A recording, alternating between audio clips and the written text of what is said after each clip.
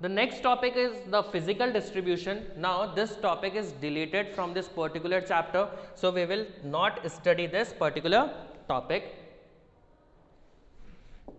The physical distribution is deleted. Next thing is the functions of the distribution channel is also deleted.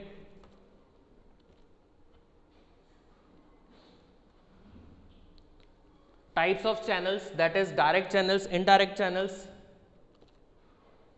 is also deleted. Factors determining the choices of channels, deleted.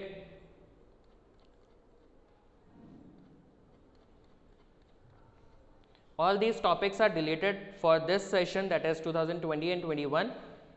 So the next topic which we have to study, that is the promotion. Okay, now देखिए अब बात क्या है कि भाई product manufacture होकर ready हो चुका है, प्रोडक्ट मार्केट में अवेलेबल हो चुका है. अब मेरा नेक्स्ट स्टेप क्या है, कस्टमर को इन्फॉर्मेशन देना, प्रोडक्ट के बारे में बताना कि ये पर्टिकुलर प्रोडक्ट हम मैन्युफैक्चर कर रहे हैं और कैसे ये आपके लिए बेनिफिशियल हो सकता है. तो जनरली क्या होगा, प्रमोशन में हमें ये देखना है कि प्रोडक्ट इजीली अवेलेबल हो, राइट. इजीली प्रोडक्ट जो भी कंज्यूमर है उसके आसपास की सराउंडिंग में प्रोडक्ट अवेलेबल होना चाहिए, ठीक है. और हमें ये भी बताना होगा कि भाई ये प्रोडक्ट कैसे बेनिफिशियल हो सकता है या कैसे हेल्पफुल हो सकता है कंज्यूमर के लिए, ठीक है. तो सेल्स प्रमोशन में जनरली हम लोग करेंगे क्या, देखिए, अ कंपनी में produce good quality product, price it appropriately and make it available at the selling point. That means क्या होना चाहिए कि आपका प्रोडक्ट क्वालिटी वाइज बेटर होना चाहिए, कंज्यूमर्स की नीड्स को सेटिस्फाई करना चाहिए. देखिए क्वेश्चन ये आता है कि भाई मेरे को तो मेरे प्रॉफिट कमाने से मतलब है, क्वालिटी क्या. देखिए बिजनेस जब हम स्टार्ट करें तो बिजनेस शॉर्ट रन के लिए नहीं है, लॉन्ग रन के लिए है. मेरे को अपना बिजनेस एक ही बार प्रोडक्ट सेल नहीं करना, बल्कि मेरे को कंज्यूमर चाहिए जो बार बार मेरे प्रोडक्ट को परचेज करे. तो फॉर एग्जाम्पल कोई भी कंज्यूमर प्रोडक्ट को परचेज करके गया और उसको वो समझ में नहीं आया, तो क्या सेकेंड टाइम वो परचेज करेगा, क्या नहीं करेगा. तो मेरे को इस चीज़ पे भी ध्यान रखना है कि भाई मेरी जो प्रोडक्ट की क्वालिटी है वो अच्छी होनी चाहिए, कंज्यूमर्स की वांट्स को सेटिस्फाई करती हुई होनी चाहिए, और जो उसका प्राइस है वो बिल्कुल मैच होना चाहिए उसकी क्वालिटी के अकॉर्डिंग. दैट मीन्स जो सर्विसेज वो प्रोडक्ट मेरे को दे रहे हैं उसके हिसाब से ही प्राइस होनी चाहिए. अननेसेसरी प्राइस या बहुत ज़्यादा प्राइस आप किसी भी प्रोडक्ट की नहीं रख सकते. Next thing is promotion mix. Okay, promotion mix refers to combination of promotional tools used by the organization to achieve its communicational objectives. That means यहाँ पे हम उन सारे चैनल्स की बात करेंगे जिससे हम कंज्यूमर तक अपने प्रोडक्ट को पहुँचा सकते हैं या अपने प्रोडक्ट की इंफॉर्मेशन कंज्यूमर तक दे सकते हैं. जैसे फॉर एग्जांपल हम बात करते हैं एडवर्टाइजिंग, जैसे हम देखते हैं टीवीज़ पे अपने अलग अलग प्रोडक्ट के एडवर्टाइज को, जो कंपनी अपने एक सेट पैटर्न पे एडवर्टाइजमेंट प्रिपेयर करती है और उनको अलग अलग चैनल्स पे रन करवाती है, जिससे कंज्यूमर के पास उस प्रोडक्ट की इंफॉर्मेशन पहुंच जाती है अगर वो उन एडवर्टीजमेंट को देखते हैं तो. दूसरा पर्सनल सेलिंग. देखिए यहाँ पे कंपनी क्या करेगी, जो आपका सेल्स एग्जीक्यूटिव है वो आपके घर तक आएगा, प्रोडक्ट के बारे में इंफॉर्मेशन देगा, और अगर आपको लगता है कि भाई प्रोडक्ट बेनिफिशियल है तो अल्टीमेटली प्रोडक्ट को परचेज कर लेगा. तो ये क्या हो गया, इजी हो गया. मेरे को वेट नहीं करना कि कंज्यूमर ऑर्डर देगा, या मेरे को इतना वेट नहीं करना कि कंज्यूमर को वो प्रोडक्ट पसंद आएगा या नहीं. मेरे को एट द टाइम डिसीजन मिल जाएगा कंज्यूमर का कि प्रोडक्ट परचेज हो रहा है या नहीं हो रहा, या इस पर्टिकुलर मार्केट सेगमेंट में मेरा प्रोडक्ट चल सकता है या नहीं चल सकता. Next is sales promotion.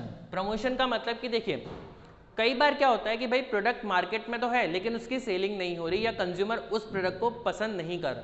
तो जो प्रोडक्ट मार्केट में आ चुका है, मेरी कॉस्ट तो लग गई, अगर मैं प्रोडक्ट वापस से मंगाऊंगा तो मेरे पास क्या हो जाएगा, वो डेड स्टॉक हो जाएगा. तो क्यों ना कुछ ऐसे इनिशिएटिव्स लिए जाएं कि कंज्यूमर उन प्रोडक्ट को परचेज कर ले. तो कई बार क्या दिया जाता है, सेल्स प्रमोशन के अंदर आपको रिबेट्स दी जाती हैं, डिस्काउंट्स दिए जाते हैं, जिससे क्या होगा, जो उसकी एमआरपी है उससे कम प्राइस पे उसको सेल कर दिया जाएगा कि एटलीस्ट जो स्टॉक है मार्केट से वो रिमूव हो, ताकि हम नया प्रोडक्ट बनाएं और हमारा जो प्रॉफिट है वो चलता रहे. Next is publicity. देखिए पब्लिसिटी क्या होती है, ये एक ऐसा नॉन पर्सनल फॉर्म है जिसमें एडवर्टीजमेंट या पब्लिक तक इंफॉर्मेशन आप नहीं देते बल्कि मीडिया आपकी हेल्प करती है. जैसे कोई भी नई टेक्नोलॉजी आई मार्केट में, तो तो मीडिया क्या करती है, उस टेक्नोलॉजी के बारे में आपको बताती है in the form of newspaper, in the form of television, और उनके कुछ पर्टिकुलर चैनल्स पे भी इंफॉर्मेशन दी जाती है, राइट।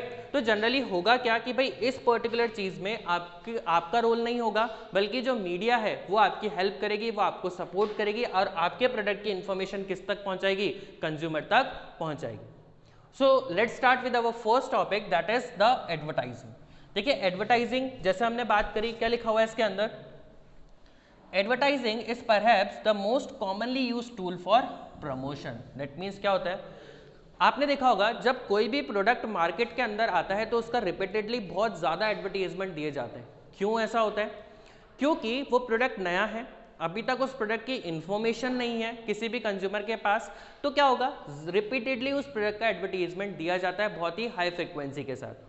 लेकिन जैसे जैसे प्रोडक्ट पुराना होता जाता है उसका एडवर्टीजमेंट का जो प्रपोर्शन है वो कम कर दिया जाता है। क्यों, क्योंकि वो प्रोडक्ट अब मार्केट में नोन है, कंज्यूमर तक उसकी इन्फॉर्मेशन ऑलरेडी जा चुकी है। तो अब हमें क्या करना है, बस इतना कोशिश करनी है कि कंज्यूमर इस प्रोडक्ट को भूले ना, कंज्यूमर के माइंड में वो प्रोडक्ट रहे, और जब वो अपना प्रोडक्ट परचेज करने जाए या अपने लिए प्रोडक्ट परचेज करने जा रहा है तो उसको याद रहे कि भाई इस कंपनी का भी ये प्रोडक्ट मार्केट में अवेलेबल है।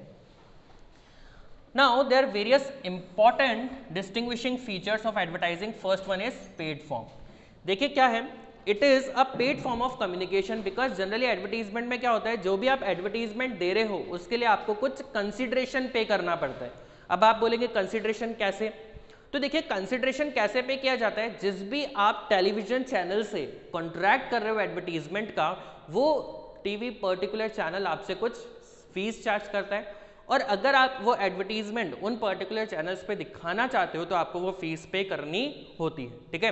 वो फीस पे करने के बाद ही आप क्या कर सकते हो, अपने एडवर्टीजमेंट्स को रन कर सकते हो उन पर्टिकुलर चैनल्स पे, right. Next thing is impersonality, that is there is no direct face to face contact between the prospects and the advertiser. देखिए एडवर्टीजमेंट में क्या होता है, इससे हम एक तरीके से लिमिटेशंस में भी डाल सकते हैं। क्यों, क्योंकि देखिए जब हम एडवर्टीजमेंट की बात करें, एडवर्टीजमेंट दिया जा रहा है, तो क्या आप डायरेक्टली कंज्यूमर से कांटेक्ट कर रहे हो, क्या नहीं, आप डायरेक्टली कंज्यूमर से कांटेक्ट नहीं कर रहे हो, वो आपका एडवर्टीजमेंट देख रहा है और उसके बाद वो प्रोडक्ट को परचेज कर रहे हैं। जब तक आपका एडवर्टीजमेंट टेलीविजन पर रन हो रहा है, सेलर और कंज्यूमर के बीच में कोई कॉन्टैक्ट नहीं होता है, right. Next is identified sponsors. Advertising is undertaken by some identified individuals or company who make the advertising efforts and also bears the cost of it. देखिए स्पॉन्सर्स क्या होते हैं, जो हमारे प्रोडक्ट में इन्वेस्ट करते हैं, ठीक है। अब क्या होता है कि भाई ये स्पॉन्सर्स एडवर्टीजमेंट का पूरा बर्डन अपने ऊपर ले लेते हैं कि भाई आप जो भी प्रोडक्ट मैन्युफैक्चर करेंगे उसकी एडवर्टीजमेंट की जो कॉस्ट आएगी वो हम बेयर करेंगे, ठीक है। मतलब कंपनी को वो कॉस्ट बेयर करने की जरूरत नहीं है, सारा जो कॉस्ट है वो कौन बेयर कर रहा है, वो बेयर कर रहा है हमारे sponsors, right. Now there are certain types of advantages of the advertising. The first one is mass reach. Obviously we know that with the help of the advertisement we can reach n number of people. There is no limit in terms of the consumers. कितने भी लोगों के पास वो advertisement जा सकता है, क्योंकि देखिए वो चैनल जो है जिस पे आप एडवर्टीजमेंट कर रहे हैं वो किसी पर्टिकुलर रीजन के लिए तो नहीं है, ऑल ओवर इंडिया वो चैनल आ रहा है, तो जितनी भी जगह उस पर्टिकुलर चैनल को देखा जा रहा है आपका एडवर्टीजमेंट उन कंज्यूमर तक इजिली पहुंच सकता है। Next thing is enhancing customer satisfaction and confidence. देखिए जनरली क्या होता है, अगर कोई ऐसा प्रोडक्ट है जिसका हमने एडवर्टीजमेंट दिया, ठीक है, तो कंज्यूमर को क्या लगता है कि भाई हाँ ये प्रोडक्ट वो है जो कुछ क्वालिटी मेंटेन करता है, ठीक है। अगर हम टीवी पे उसकी एडवर्टीजमेंट कर रहे हैं और मार्केट में देखा जा रहा है, देखिए अगर मैं बात करूं, ये 3 टाइप्स ऑफ प्रोडक्ट्स हैं मार्केट में, प्रोडक्ट ए, बी एंड सी। अगर प्रोडक्ट ए है जो बहुत ही स्पीडली या बहुत ही ज़्यादा प्रपोर्शन में एडवर्टीजमेंट दे रहा है, बी एंड सी अपना एडवर्टीजमेंट नहीं दे रहे, तो जब कोई भी कंज्यूमर ये एडवर्टीजमेंट देखने के बाद मार्केट में जाता है तो डेफिनेट सी बात है उसकी फर्स्ट प्रायोरिटी क्या बन जाएगी, यही प्रोडक्ट बन जाएगी, क्योंकि उसे पता है ये प्रोडक्ट वही है जो मैंने एडवर्टीजमेंट में देखा था। अगर प्रोडक्ट के बारे में मेरे को पता है तो मेरे को वो प्रोडक्ट परचेज करना क्या हो जाएगा, ईजी हो जाएगा और मेरे माइंड में कन्फ्यूजन नहीं रहेगा। Next thing is expressiveness. With the development of the art, computer designs and graphics, advertisement has developed into one of the most forceful medium of the communication. देखिए, because टेक्नोलॉजी की help लेकर हम क्या कर सकते हैं, with the help of animations, with the help of other informations, हम क्या कर सकते हैं, अपने एडवर्टीजमेंट को इनोवेटिव बना सकते हैं. दैट मीन्स एक नॉर्मल एडवर्टीजमेंट के कंपैरिजन में उसमें क्या लाया जा सकता है, इनोवेशंस, उसमें नए डेवलपमेंट्स लाए जा सकते हैं, जिससे कंज्यूमर जब उन प्रोडक्ट को देखेगा तो कंज्यूमर क्या हो जाएगा, अट्रैक्ट हो जाएगा. ठीक है, जैसे मैं बात करूं आपको कि भाई हमारा टूथपेस्ट के एडवर्टीजमेंट आते हैं, उसमें आपको टूथ्स दिखाए जाते हैं. ठीक है, तो वो किसकी हेल्प ली गई, वो ली गई हमारी टेक्नोलॉजी की हेल्प, और जिससे आपको एग्जैक्टली चीज समझ में आ गई कि भाई प्रोडक्ट किस तरीके से मेरे लिए बेनिफिशियल हो सकता है, या ये प्रोडक्ट किस तरीके से मेरे को हेल्प करेगा या काम करेगा, क्या इस प्रोडक्ट की फंक्शनिंग है. Right. Next thing is economy. Now what is economy? Advertising is very economical mode of communication if large number of people are to be reached. देखिए, जब हमारा पर्पस लिमिटेड नंबर में ना होकर मास रीच पर है, मतलब हम ज़्यादा से ज़्यादा कंज्यूमर तक पहुंचना चाहते हैं, तो उस सिचुएशन में ये सबसे अप्रोप्रिएट मेथड माना जाता है. क्यों? एक बार एडवर्टीजमेंट प्रिपेयर किया, टीवी चैनल्स के साथ टाई अप किया और उनको बोल दिया कि भाई आपको एडवर्टीजमेंट दिखाना है, तो क्या हो गया, एक बार मेरी कॉस्ट आई और उसके बाद वो एडवर्टीजमेंट अब n number of times rotate होता रहेगा कंपनी के अकॉर्डिंग. ठीक है, जितनी बार आप एडवर्टीजमेंट के लिए पे करोगे उतनी बार ही वो रोटेट होता जाएगा. तो अगर मेरे को पहुंचना है ज़्यादा से ज़्यादा लोगों पे, तो सबसे ज़्यादा इकोनॉमिकल हो जाता है, सबसे ज़्यादा इजी मेथड हो जाता है. और क्या होता है कि जो मेरी पर यूनिट कॉस्ट है, अब देखो एडवर्टीजमेंट में जो खर्चा लगता है, जो एक्सपेंसेस होते हैं, वो कंपनी खुद बेयर नहीं करती, वो क्या करती है, पर प्रोडक्ट की प्राइस को इंक्रीज कर देती है. ठीक है, फॉर एग्जाम्पल मैंने प्रोडक्ट के एडवर्टीजमेंट पे लगाया 1 लाख रुपीस. ठीक है, 1 लाख का मेरे एक्सपेंसेस आया एडवर्टीजमेंट के लिए, और मैंने मान के चलिए कि 1 लाख यूनिट्स प्रिपेयर करी एडवर्टीजमेंट देने के बाद. तो देखिए, अब अगर मैं इसको पर यूनिट में कन्वर्ट करूं तो पर यूनिट कॉस्ट कितनी आएगी, 1 रुपीस. ठीक है, तो ये 1 रुपीज से क्या किया जाएगा, आपके प्रोडक्ट की प्राइस को इंक्रीज कर दिया जाएगा. तो हुआ क्या, अल्टीमेटली पे तो कंज्यूमर ने ही किया, लेकिन एडवर्टाइजमेंट किसका हो गया, कंपनी का हो गया. तो कंपनी जनरली जब प्राइस डिसाइड करती है अपने प्रोडक्ट की, हमने प्राइसिंग में भी पढ़ा था, जब प्राइस डिसाइड करती है अपने प्रोडक्ट की, तो क्या करेगी, उस एडवर्टीजमेंट का कॉस्ट भी उस प्राइस के अंदर इंक्लूड कर देगी, और टोटल कॉस्ट में एडवर्टीजमेंट का प्राइस भी आपसे चार्ज कर लिया जाएगा. Now there are certain types of limitations also. Let's discuss these limitations. First thing is less forceful, because advertisement is non personal form. मतलब जो भी मैन्युफैक्चरर है वो खुद आप तक नहीं आ रहा, बल्कि आप मीडिया के थ्रू उस प्रोडक्ट के बारे में इंफॉर्मेशन गैदर कर. तो ऐसा बिल्कुल भी ज़रूरी नहीं है कि कंज्यूमर आपके एडवर्टीजमेंट को देखे ही देखे. ठीक है, अगर उसको इंटरेस्ट नहीं है, वो ज़्यादा टीवी नहीं देखता है, वो उस पर्टिकुलर चैनल को ही नहीं देखता है जिसमें आप अपना एडवर्टीजमेंट दे रहे हैं, तो उस सिचुएशन में क्या होगा, उस सिचुएशन में आप अपनी बात कंज्यूमर तक नहीं पहुंचा पाओगे. तो इसी के लिए क्या बेनिफिशियल हो जाता है मेरे लिए, पर्सनल सेलिंग. राइट, क्योंकि पर्सनल सेलिंग में अल्टीमेटली जो मेरा सेल्स पर्सन है वो कंज्यूमर तक जाता है और उसको प्रोडक्ट की इंफॉर्मेशन देता है. तो इससे ये श्योरिटी हो जाती है कि मेरी जो इंफॉर्मेशन है वो कंज्यूमर तक पहुंच चुकी है. Next, lack of feedback. That means when I have sold my product to the consumer, जब वो गुड्स पहुंच गया कंज्यूमर तक, तो मुझे एडवर्टीजमेंट के जरिए ये नहीं पता पड़ पा रहा है कि भाई उसको प्रोडक्ट समझ में आया या नहीं आया. ठीक है, क्या कंज्यूमर सेटिस्फाइड है या नहीं है. तो जनरली क्या होगा कि अगर पर्सनल सेलिंग है तो मैं पता लगा सकता हूं कि भाई कंज्यूमर प्रोडक्ट से सेटिस्फाइड है या नहीं. सेकंड टाइम में जब सेल करने जाऊंगा तो मेरे को पता चल जाएगा. लेकिन अगर एडवर्टीजमेंट की बात की जा रही है तो मेरे को कंज्यूमर की तरफ से कोई फीडबैक नहीं मिल रहा, कंज्यूमर की तरफ से मेरे को कोई रिएक्शंस नहीं आ रहे कि भाई कंज्यूमर सेटिस्फाइड है या नहीं है. और अगर कंज्यूमर सेटिस्फाइड नहीं भी होगा तो मेरे को ये आइडेंटिफाई करने में बहुत ज़्यादा टाइम लग जाएगा. कैसे कि मेरे को पहले देखना पड़ेगा कि क्या मेरी जो क्वांटिटी लास्ट टाइम सेल हुई थी उतनी आज भी सेल हो रही है क्या, या उसमें कोई चेंजेस आए हैं. अगर उसकी सेल्स इंक्रीज हुई है दैट मीन्स कंज्यूमर सेटिस्फाइड है, अगर उसकी सेल्स डिक्रीज हुई है दैट मीन्स कंज्यूमर सेटिस्फाइड नहीं है, वो कोई सब्सटीट्यूट प्रोडक्ट परचेज कर रहा है. Next thing is inflexibility. अब देखिए इनफ्लेक्सिबिलिटी की बात क्या होती है. कि जनरली जो एडवर्टीजमेंट होती है उसको हम मॉडिफाई नहीं कर सकते। एक बार एडवर्टीजमेंट प्रिपेयर हो गया दैट मीन्स वो ऐसा ही रहने वाला है, वो रिजिड हो गया, ठीक है। तो हम कंज्यूमर की नीड्स के हिसाब से या कंज्यूमर की वांट्स के हिसाब से एडवर्टीजमेंट में मॉडिफिकेशंस नहीं कर सकते, हमें दोबारा से न्यू एडवर्टीजमेंट प्रिपेयर करना पड़ेगा, राइट। जैसे आप किसी भी चीज़ का एडवर्टीजमेंट देखते हो, आप चॉकलेट्स के, डेयरी मिल्क या कोई भी फॉर एग्जाम्पल आप एडवर्टीजमेंट देखते हैं, तो उस सिचुएशन में क्या होता है, वो एडवर्टीजमेंट जो आपने कल देखा वैसा ही आज भी होगा, ऐसा नहीं उसमें कोई चेंजेस हो गए। लेकिन कई बार क्या होता है, कंपनी अपनी कॉस्ट को सेव करने के लिए उस एडवर्टीजमेंट को कट कर देती है, ठीक है। तो जब स्पेस छोटा हो गया तो कंपनी को कॉस्ट भी कम लगती है, लेकिन होगा ऐड वही, उस एडवर्टीजमेंट में कोई बेसिक चेंजेस नहीं किए जाते। अगर करने होंगे तो आपको दोबारा से एडवर्टीजमेंट प्रिपेयर करना पड़ेगा और जो कॉस्ट आपने पहले पे करी थी वो कॉस्ट आपको दोबारा से बेयर करनी पड़ेगी। Next thing is low effectiveness. As the volume of advertisement is getting more and more expanded, it becomes difficult to make advertising message heard by the target prospects। ठीक है, कई बार हमारे साथ भी होता है, कई बार क्या होता है कि जब एडवर्टीजमेंट बहुत ज़्यादा बार आने लग जाते हैं, जैसे हम कोई मूवी देख रहे हैं और मूवी के बीच में इंटरप्शन आ गया, एडवर्टीजमेंट आ गया, तो हम बोलते हैं यार अरे ये क्या हो गया यार, मतलब बार बार कितनी बार ये एडवर्टीजमेंट आएगा, ठीक है, कितनी बार परेशान हो गए हम इस एडवर्टीजमेंट से। तो क्या होता है, कंज्यूमर उस एड को देखना बंद कर देता है। तो ज़्यादा आप देख करोगे तो उसमें क्या होगा, जो हमारा कंज्यूमर है वो बहुत ज़्यादा इरिटेट हो जाएगा और हमारे एडवर्टीजमेंट को देखना बंद कर देगा। तो जो इन्फॉर्मेशन हमें पहुंचानी थी कंज्यूमर तक वो नहीं पहुंच पाएगी और हमारे जो अल्टीमेट पर्पस है वो पूरा नहीं हो पाएगा। Okay, next is the objections of the advertisements. देखिए एडवर्टाइजमेंट्स में क्या क्या ऑब्जेक्शंस होते हैं, क्या क्या प्रॉब्लम्स होती है। First one is it adds to the cost, as we have discuss. देखिए एडवर्टीजमेंट में क्या होगा, हमारी कॉस्ट इंक्रीज हो रही है।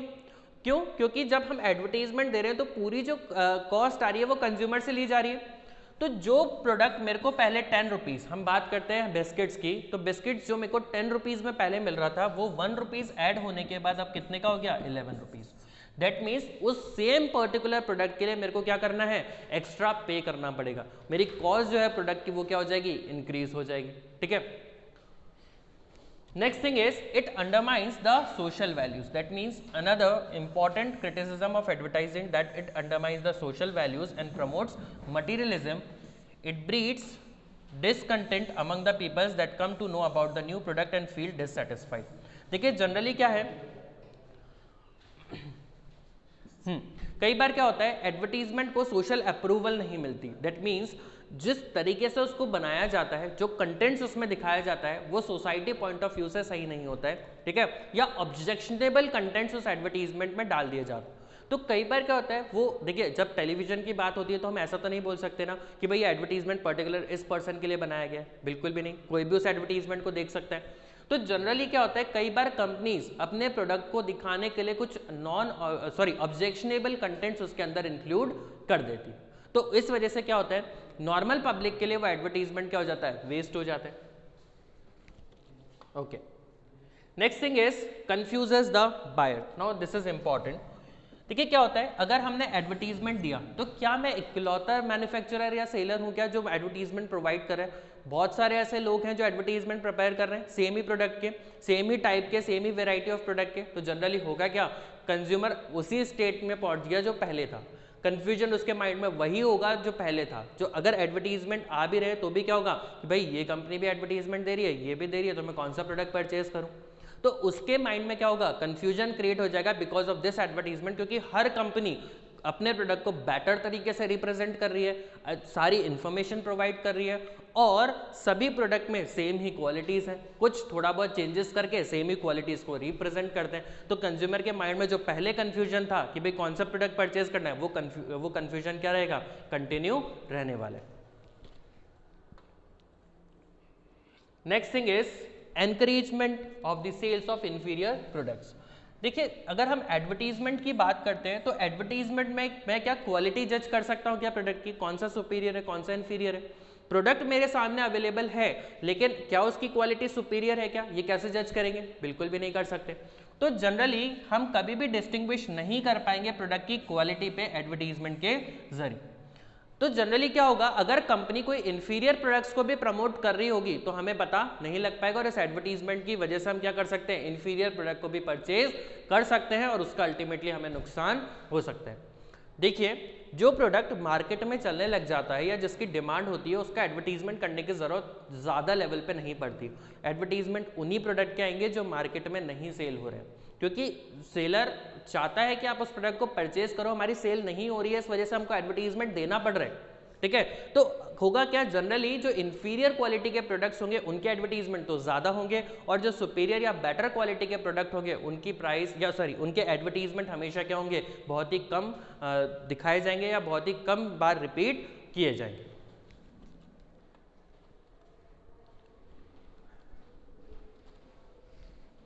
Next, some advertisements are in a bad taste. That means कई बार क्या होता है, किसी सोसाइटी पॉइंट ऑफ व्यू से या किसी रिलीजन पॉइंट ऑफ व्यू से वो एडवर्टीजमेंट क्या होता है, क्रिटिसाइज्ड हो जाते हैं। ठीक है, जैसे हमने कभी कंपैरिजन कर दिया किसी एडवर्टीजमेंट में दो कास्ट को लेकर, तो क्या होता है, जिनकी हमने बुराई करी या जिनके बारे में हमने गलत बोला वो लोग क्या करेंगे, वो इस चीज़ को अपोज करेंगे। तो जब हम एडवर्टीजमेंट प्रिपेयर कर रहे हैं हमें ये देखना चाहिए किसी के भी रिलीजन या किसी के भी सुपरस्टिशंस को हर्ट नहीं होना चाहिए। ठीक है, किसी को भी उस पर्टिकुलर एडवर्टीजमेंट से कोई इश्यूज नहीं होने चाहिए। नेक्स्ट थिंग इज, और our next topic is personal selling. देखिए, जिस टॉपिक के हम इतनी ज़्यादा बेनिफिट्स के बारे में बता रहे थे कि भाई ये पर्सनल सेलिंग होता है, पर्सनल सेलिंग के ये एडवांटेज होते हैं, तो उसके बारे में भी पढ़ते हैं। देखिए, personal selling involves oral presentation of message in the form of conversation. देखिए, बेसिकली होता क्या है, personal selling two way communication होता है। दैट मीन्स जो सेल्स पर्सन है वो आपके घर तक आएगा, वो आपको प्रोडक्ट के बारे में इंफॉर्मेशन देगा और अल्टीमेटली आप वो डिसाइड कर लेगा कि प्रोडक्ट परचेज करने वाला है या नहीं। हमें एडवर्टीजमेंट देकर ये प्रोडक्ट मार्केट तक पहुंचाकर वेट करने की जरूरत नहीं है कि कंज्यूमर वो प्रोडक्ट लेने मार्केट तक आएगा तब हमारी सेलिंग होगी। हम हमारे किसी भी एग्जीक्यूटिव को भेजेंगे मार्केट में और कंज्यूमर की घर तक, और वो अल्टीमेटली उस प्रोडक्ट को सेल कर देगा। ठीक है, सेटिस्फाइड होगा कंज्यूमर, क्यों, क्योंकि प्रोडक्ट उसके सामने है, जो पर्सन सेल कर रहा है वो भी उसके सामने, और उसको कहीं जाना नहीं पड़ रहा उस प्रोडक्ट को परचेस करने के लिए, उसके डोर स्टेप पे अवेलेबल हो पा रहे हैं। Now, what are the features of the personal sailings? The first thing is it is a personal form, that is there is a direct face-to-face dialogue takes place that involves the interactive relationship between sellers and the buyer. जो हमने बात करी कि भाई जब हम personal selling की बात करते हैं तो दोनों के बीच में जो पर्सन सेल कर रहा है प्रोडक्ट को और जो बाय कर रहा है वो आमने सामने होते हैं और आपस में कम्युनिकेट कर सकते हैं, तो एक ट्रस्ट डेवलप होता है कि भाई प्रोडक्ट बनाने वाला भी मेरे सामने ही है और परचेज करने वाला तो मैं हूँ। तो इससे क्या होगा कि मुझे पता होगा कि भाई कौन सी कंपनी ने या कौन से पर्सन ने गुड्स को मैन्युफैक्चर किया है, और मेरे अंदर ट्रस्ट डेवलप करना मेरे को क्या हो जाएगा, ईजी हो जाएगा। Next, development of relationship. देखिए, होता क्या है कि अगर हम किसी भी पर्सन से गुड्स रिपीटेडली परचेज करते हैं तो एक रिलेशनशिप मेंटेन हो जाता है, क्योंकि जो सेलर है उसको भी पता है कि भाई मेरा परमानेंट कस्टमर है, मेरे से गुड्स परचेज करता है, तो ये जो गुड्स परचेज करेगा वो रेवेन्यू तो मेरा क्या हो गया, फिक्स हो गया। दूसरा, कंज्यूमर को पता है कि भाई इस सेलर से मैं प्रोडक्ट परचेज कर रहा हूँ, पहले भी किया था, प्रोडक्ट में कोई प्रॉब्लम नहीं है, तो मैं इजीली परचेज कर सकता हूँ, मेरे को नया मार्केट सर्च करने की जरूरत नहीं। तो दोनों की नीड्स या दोनों को क्या हो जाता है, सेटिस्फैक्शन मिल जाता है कि भाई मेरे को एक एप्रोप्रिएट बायर मिल चुका है, इधर सेलर को इधर बायर को क्या हो गया, मेरे को एक एप्रोप्रिएट सेलर मिल चुका है, right. Now there are some merits of the personal selling. First one is flexibility. Generally क्या होता है कि भाई जो पर्सनल सेलिंग होती है वो बहुत ज़्यादा फ्लेक्सिबल हो जाती है, एडवर्टीजमेंट की तरह रिजिड प्रोसेस करने की ज़रूरत नहीं होती है, वो फ्लेक्सिबल हो जाता है। फ्लेक्सिबल का मतलब जिस तरीके की इंफॉर्मेशन कंज्यूमर को चाहिए उसी तरीके की इंफॉर्मेशन उसको प्रोवाइड की जाती है, जो जो क्वेरीज होती है उसकी ऑन द स्पॉट उनको सॉल्व कर दिया जाता है, जिससे कंज्यूमर के माइंड में कोई डाउट क्रिएट नहीं होते, right. Second point is direct feedback. देखिए, एडवर्टीजमेंट में यही था हमारा ड्रॉबैक कि हमें फीडबैक नहीं मिल रहा था, कंज्यूमर सेटिस्फाइड है या नहीं वो नहीं पता चल पा रहा था। लेकिन अगर हम पर्सनल सेलिंग की बात करें तो कंज्यूमर की बात करने से या फेस टू फेस इंटरेक्शन से हमें पता चल जाएगा कि कंज्यूमर सेटिस्फाइड है या नहीं, वो हमारा प्रोडक्ट परचेज करना चाहता है या नहीं, उसके रिएक्शन से हम इजीली जज कर सकते हैं। अगर कंज्यूमर सेटिस्फाइड होगा तो उसके एक्सप्रेशन से जज किया जा सकता है कि प्रोडक्ट को परचेज करने में वो इंटरेस्टेड है, हम इस कंज्यूमर को अपना प्रोडक्ट सेल कर सकते हैं। Next, minimum wastage. The wastage efforts in the personal selling can be minimized as company can decide the target customers. That means, अब देखिए, अगर मैं बात करता हूँ मेरी कंपनी मैन्युफैक्चर करती है कोई भी ब्रांडेड प्रोडक्ट, या मेरी कंपनी का जो प्रोडक्ट है वो उन लोगों के लिए है जिनके लिए इनकम कोई बड़ा फैक्टर नहीं है, ठीक है, तो मेरे को मार्केट पता है, मेरे को कस्टमर पता है कि कौन से कस्टमर्स मेरे प्रोडक्ट को परचेज कर सकते हैं, तो डायरेक्टली मैं उनको टारगेट करूं, डायरेक्टली मैं उन्हीं के पास जाऊं, तो क्या होगा, मेरा टाइम वेस्टेज, मेरी कॉस्ट वेस्टेज को मैं क्या कर सकता हूं, मिनिमाइज कर सकता हूं, right. Okay, the next thing is sales promotion. देखिए, सेल्स प्रमोशन का मतलब क्या होता है, गुड्स मार्केट में है, एडवर्टाइज हो चुका है, कंज्यूमर को नॉलेज है, लेकिन रिपीटेड सेल्स होने की वजह से मेरे प्रोडक्ट की क्या हो चुकी है, डिमांड कम हो चुकी है मार्केट में। मतलब जिस फ्रीक्वेंसी से या जिस क्वांटिटी से पहले प्रोडक्ट सेल हो रहा था, उससे उस फ्रीक्वेंसी से प्रोडक्ट सेल नहीं हो रहा है, तो मेरे को क्या करना पड़ेगा, ऐसा कुछ कि मेरा प्रोडक्ट वापस से उसी लेवल पे सेल होना स्टार्ट हो जाए। तो उसके लिए मैं क्या करूँगा, कस्टमर को cash discounts, sales contest, free gifts and free samples, that means क्या करूँगा, जो उसकी एक्चुअल प्राइस है उससे कम प्राइस पे सेल कर सकता हूँ, ठीक है, मेरी प्राइस थी 100 रुपीज़, मैंने कितने में सेल कर दिया, 80 में, तो ये क्या हो गया, कैश डिस्काउंट हो गया। कॉन्टेस्ट ऑर्गेनाइज करा सकता हूँ, जैसे स्क्रैच कार्ड्स, स्क्रैच कूपन्स, वो फैसिलिटीज़ मैं दे सकता हूँ कंज्यूमर को कि भाई आप गुड्स परचेज कीजिए और आप कोई भी गिफ्ट्स विन कर सकते हैं। नेक्स्ट, फ्री सैंपल्स डिस्ट्रीब्यूट कर सकता हूँ, दैट मीन्स मैंने क्या किया, ऐसी कंपनी को सेलेक्ट किया जिसका प्रोडक्ट मार्केट में इजीली सेल हो रहा है और उसके साथ अपने फ्री सैंपल्स डिस्ट्रीब्यूट कर दिए। होगा क्या, कंज्यूमर जब उस मेन प्रोडक्ट को परचेज करेगा तो उसके साथ साथ मेरा प्रोडक्ट भी कंज्यूमर तक जाएगा, और मेरा प्रोडक्ट अगर कंज्यूमर तक एक बार पहुंच गया, उसे समझ में आया, तो वापस से मेरी सेल्स क्या हो जाएगी, इंक्रीज हो सकती है, right. Now there are some merits of the sales promotion. The first one is attention value. That means sales promotion से हम क्या कर सकते हैं, जो कंज्यूमर की अटेंशन थी पहले मेरे प्रोडक्ट की, जो अब स्कैटर्ड हो गई है, जो मेरा प्रोडक्ट इतना सेल नहीं हो पा रहा है, उस अटेंशन को वापस से लाने के लिए या वापस से अट्रैक्शन गेन करने के लिए मैं क्या कर सकता हूँ, सेल्स प्रमोशन टेक्निक्स यूज कर सकता हूँ। क्योंकि अगर मैंने डिस्काउंट्स दिया, फ्री गिफ्ट्स दिए, तो क्या होगा, कंज्यूमर वापस से उन गिफ्ट्स की वजह से क्या करेगा, मेरे प्रोडक्ट को परचेज करेगा, right. Next, useful in new products. Generally क्या होता है कि भाई जो सेल्स प्रमोशन टेक्निक्स जो मैं आपको गिफ्ट्स के बारे में बता रहा हूँ या फिर आपको प्रमोशन डिस्काउंट्स के बारे में दिया जा रहा है, तो उससे क्या हो रहा है, मेरा न्यू प्रोडक्ट मार्केट में इंट्रोड्यूस करना ईजी हो जाएगा।